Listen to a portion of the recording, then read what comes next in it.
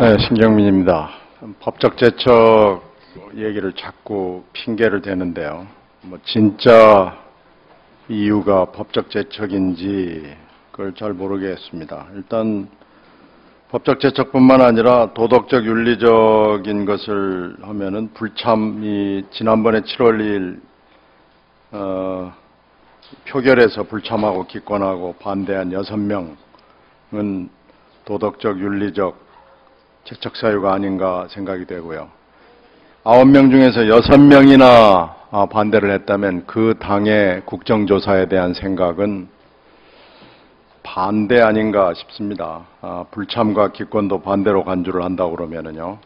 그렇게 생각한다면 도대체 솔직하게 차라리 얘기를 하는 게 낫겠죠. 누가 국조하고 싶어 하냐? 한번 할 테면 해봐라 라는 것이 정말로 새누리당 국조위원들의 생각이라고 그러면은 솔직하게 얘기를 하는 것이 좋을 것 같고요.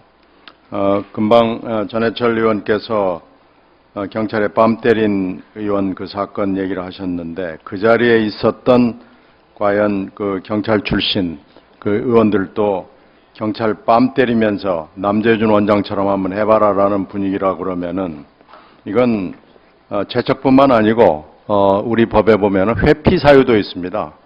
회피해야 될 사유가 있는 분이 아닌가 생각이 돼서 지금 이 여성 두 의원에 대해서 제척을 소리 높이 외치기보다는 빨리 회피하시고 새로 팀을 꾸려서 국조에 대해서 정말로 생각이 있는 분들끼리 국조를 하는 것이 맞든지 아니면 솔직하게 국조하고 싶지 않다라고 얘기를 하든지 둘 중에 하나를 빨리 선택하는 게 나을 것 같습니다. 이렇게 예의 없고 원칙이 없는 물귀신들은 저는 처음 봅니다. 이런 물귀신 작전은 제발 좀 그만하고요. 물타기, 맞불놓기, 김빼기로 일관하려고 하지 않는 게 좋습니다.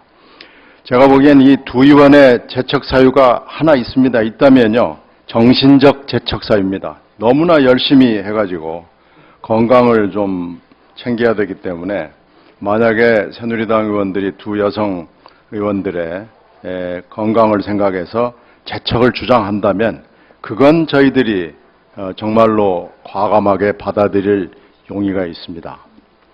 그리고 지금 문제가 되는 그 구체적인 제척 그 사건에 대해서 법률적인 얘기 한 가지만 더 좀 지적을 하겠습니다. 12월 11일 밤에는 경찰과 선관위 그 직원과 관리들이 있었기 때문에 경찰관도 있었고요. 그래서 이것이 이제 고발 사유에 해당하지는 않지만 12월 12일 오전에 아마 이제 수사기관과 선관위 직원들이 떠난 뒤부터는 감금이 아니냐라고 지적을 하고 이거에 대해서 자꾸 그 트집을 잡는 것 같은데요. 형사소송법 213조에 보면 이런 게 있습니다. 사법경찰관리가 아닌 자가 현행범을 체포한 때에는 즉시 검사나 사법경찰관리에게 인도하여야 합니다라는 조항이 있는데요.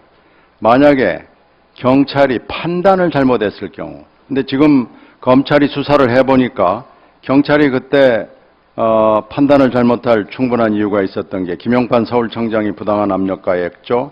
그래서 압색 영장 청구를 경찰에다 압력을 넣어서 포기하게 만드는 걸로 되어 있습니다. 그래서 경찰이 그 당시에 이상한 짓을 했습니다. 빤하게 아까 예로 들듯이 강도나 현행범이 집안에 있는데 다 일방적으로 잘못해서 철수를 한 거죠. 이거 납득하기 힘든 일을 경찰이 하고 갔습니다. 부당한 절수 조치를 했을 때는 어떻게 해야 되느냐라는 문제가 있는데 이걸 가지고 또 감금죄라고 주장을 하는 어처구니 없는 짓을 하려고 그러는데요. 이건요. 형법의 20조에 따르면 정당행위가 있습니다.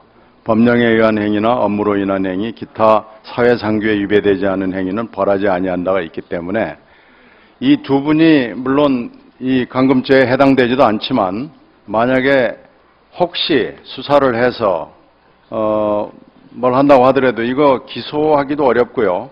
정당행위로 해서 위법성이 조각되는 사안이기 때문에 이 두 분에 대해서 계속 이렇게 말도 안 되는 얘기를 하고 고발을 했다느니 뭐 어쩌다는 얘기하는 것은 이거 솔직하게 얘기해서 이거 하기 싫다는 거 아닙니까? 차라리 솔직하게 하기 싫다고 얘기를 하는 것이 낫지. 이게 무슨 공당의 자세가 이런 자세가 있는지 모르겠습니다. 이 납득할 수 없는 얘기 그만하고 집으로 돌아오시기 바랍니다. 이상입니다. 네. 발언하실 의원 있습니까? 네. 진선미 의원 말씀해 주세요.